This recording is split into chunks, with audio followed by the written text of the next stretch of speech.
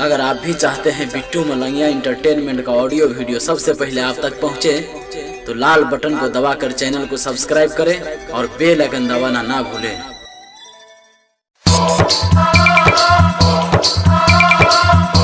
अखन अहाँ सब सुनि रहल छी मदनेश्वर स्थान मदना से दुल्हन म्यूजिक की शानदार प्रस्तुति।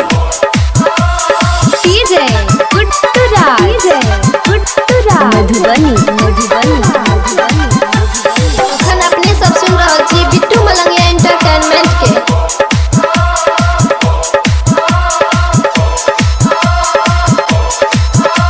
Presented by Dulhan music.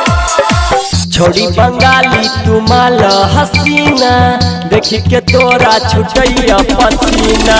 छोड़ी बंगाली तुमाल हसीना, देखी के तोरा छुटैया पसीना। बेसी जे न कराए ना देखे में, बेसी जे न कराए ना देखे में, दो देबौ तोरा ढोढ़ी में पेना।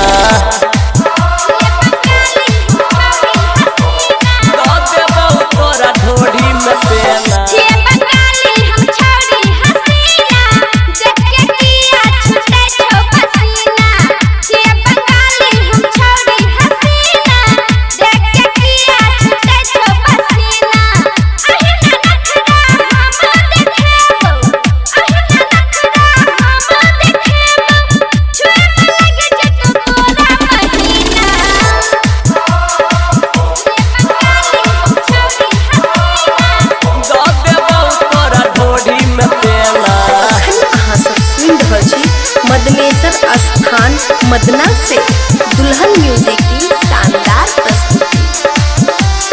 डीजे गुड्डू राज मधुबनी डीजे बिट्टू मलंगिया मधुबनी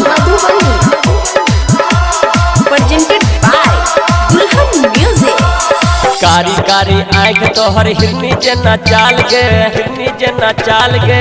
कारी कारी आँख तोहर हिरनी जना चाल गे, मन कर छुईती गोरे गोरे गाल गे। कारी कारी आँख हमर हिरनी जना चाल रे, भग जना छोरा तू छुना हमर गाल रे। छोड़ी बंगाली तुमाल हसीना, देख के तोरा छुटैया पसीना। छिए बंगाली हम छोरी हसीना, देख के तोरा छुटे छो पसीना। बेसी जे नखरा एना देखे में, दो देबौ तोरा ढोढ़ी में पेना। चल भाग झोसा। डीजे बिट्टू मलंगिया तोरा ढोढ़ी में पेना। अहाँ सब सुनि रहल छी मदनेश्वर स्थान मदना से दुल्हन म्यूजिक की शानदार प्रस्तुति। डीजे गुड्डू राज मधुबनी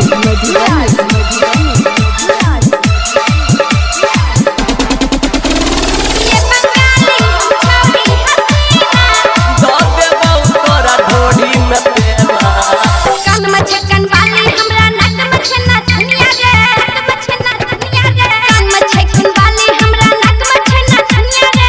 काटर कमलेश कहे हमरा बन में काकर कन्या गे। सत्यम सिंह हम कर छो प्यार लले गोरी नंबर गे, तोरे चक्कर में बनले गुडुआ नंबर गे।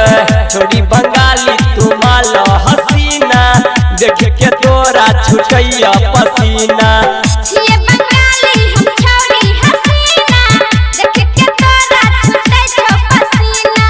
बेसी जे नखरा एना देखे में, दो देबौ तोरा ढोढ़ी में पेना। चल भाग झोसा। छिए बंगाली हम छोरी हसीना, दो देबौ तोरा ढोढ़ी में पेना।